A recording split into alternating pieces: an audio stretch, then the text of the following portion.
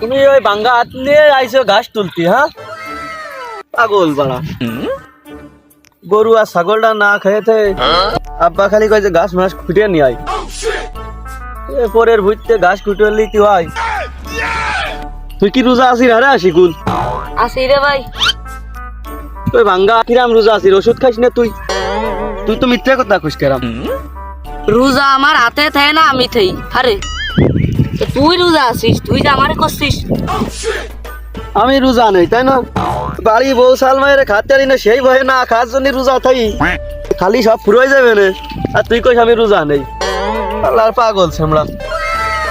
কি রোদ পড়তেছে রে, রোজা লাগিয়ে গেল তো। ওরে টমেটো রে, কি সাথে টমেটো রে।